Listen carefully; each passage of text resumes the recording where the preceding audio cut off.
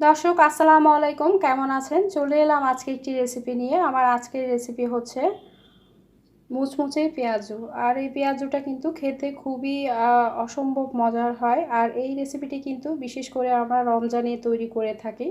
আর যদি বিকালে তৈরি করে খান তাহলে চায়ের সাথে খুবই ভালো লাগবে। আর সবাই কিন্তু এই খাবারটি তৈরি করেই থাকে, সবাই জানে। তবে আমি কিভাবে তৈরি করি সেটা আমি আপনাদের সাথে আজকে শেয়ার করব। আর এখানে এই পেঁয়াজের মধ্যে আমি কোনো ফুড কালার ব্যবহার করিনি। আশা করছি আমার আজকের রেসিপিটা আপনাদের কাছে খুবই ভালো লাগবে। আর ভালো লাগলে আমার ভিডিওতে একটা লাইক দিবেন আর অবশ্যই আমার চ্যানেলে সাবস্ক্রাইব করবেন। আর কী কী উপকরণ লাগছে চলুন গিয়ে দেখে আসি। পেঁয়াজু তৈরি করার জন্য আমার যা লাগছে, এখানে আমি 1 কাপ খেসারির ডাল নিয়েছি। আর খেসারির ডালটা আপনারা যারা ডাল খান তারা কিন্তু অবশ্যই চিনতে পারবেন। আমি এখানে কোনো মসুরির ডাল ব্যবহার করছি না বা অন্য কোনো ডালও ব্যবহার করছি না, শুধু খেসারির ডালটাই নিয়েছি। এখানে 1 কাপ পরিমাণ ডালকে আমি 2 ঘন্টা আগে ভিজিয়ে রেখেছিলাম। তারপরে এটাকে আমি ধুয়ে ভালো করে পরিষ্কার করে পাটায় বেটে নিয়েছি। তবে এটা একদম খুব মিহি করে বাটতে হবে না, একটু আস্ত দানা থাকে বা একটু ভাঙা ভাঙা ভাব থাকে সেইভাবেই করে কিন্তু বেটে নিতে হবে। আমি আপনাদেরকে দেখাচ্ছি খুব কাছ থেকে।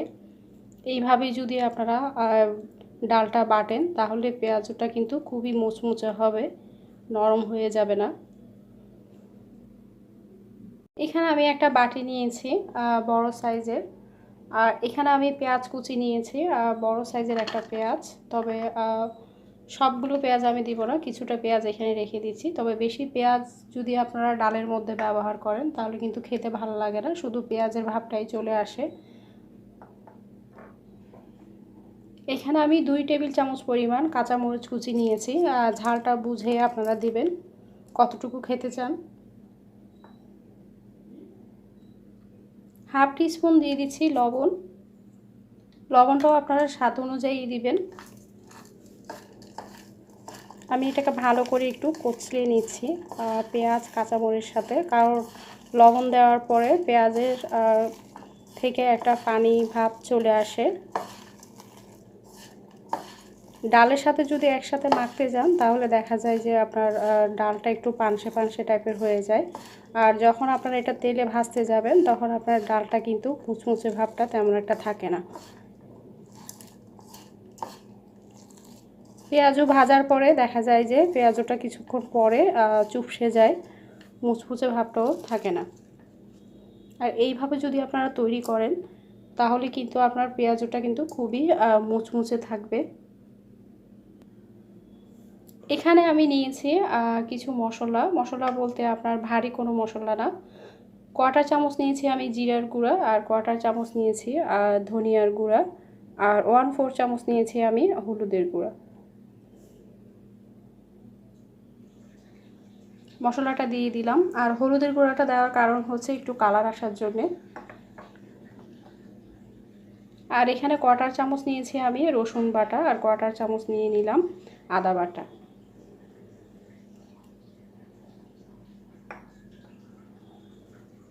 দিয়ে আমি ভালো করে আবারও একটু মেখে নিচ্ছি।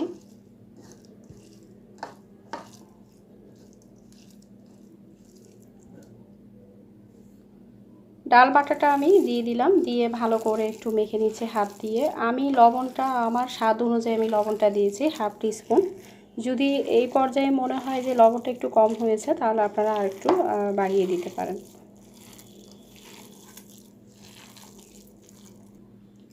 সব ধরনের উপকরণ দিয়ে কিন্তু আমি ডালটা ভালো করে মেখে নিয়েছি। এখন দিয়ে দিচ্ছি এখানে 1 টেবিল চামচের মতো ধনিয়া পাতা কুচি। আর এটা যদি আপনারা ভালো লাগলে একটু বাড়িয়েও দিতে পারেন, আর যদি ভালো না লাগে তাহলে আপনারা বাদ দিতে পারেন।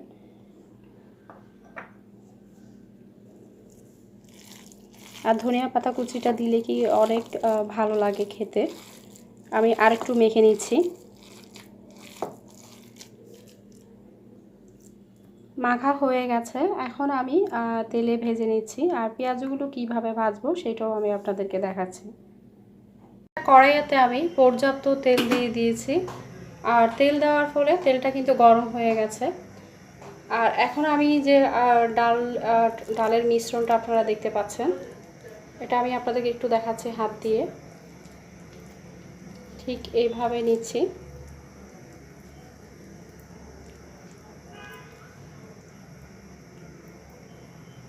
যেন হাতের একটু চাপ লাগে, এই হাতের আঙুলের চাপ লাগলেই কিন্তু পেঁয়াজের শেপে চলে আসবে আর দেখতেও কিন্তু খুব সুন্দর লাগবে। প্রথমে আমি একটা পেঁয়াজও দিয়ে দিলাম।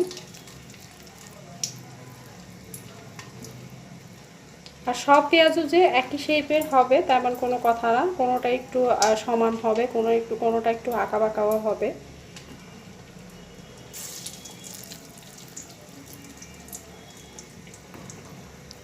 আর এইভাবে যদি পেঁয়াজও আপনারা তৈরি করেন রমজান মাসে কিন্তু খুব অনায়াসে কিন্তু আপনারা খেতে পারবেন।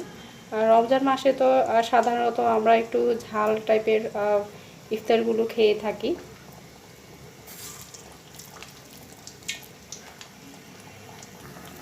সবগুলো পেঁয়াজও দেওয়া হয়ে গেছে। আর এই পর্যায়ে কিন্তু চুলার আঁচটা আপনারা মিডিয়াম টু লো রাখতে হবে। একদম হাই হিটে যদি পেঁয়াজও ভাজতে যান তাহলে দেখা যাবে উপরে কিন্তু একটা কালার চলে আসবে, ক্রিসপিও চলে আসবে, কিন্তু ভেতরটা কিন্তু কাঁচা থেকে যাবে। আর এই পেঁয়াজটা ভাজতে কিন্তু আপনার 7 থেকে 8 মিনিট সময় লাগে, বা আপনার পেঁয়াজের সাইজের উপরে নির্ভর করে আপনি কি বড় বানাচ্ছেন না ছোট বানাচ্ছেন।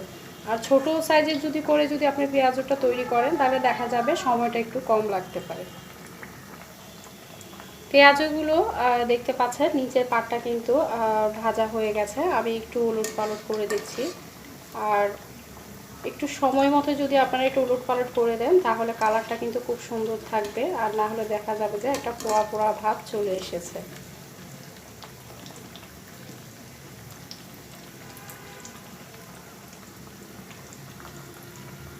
পেঁয়াজগুলো আমার ভাজা হয়ে গেছে আর আমি এখন একটা স্ট্রেনারের মাধ্যমে তুলে নিচ্ছি তেলটা ঝরিয়ে।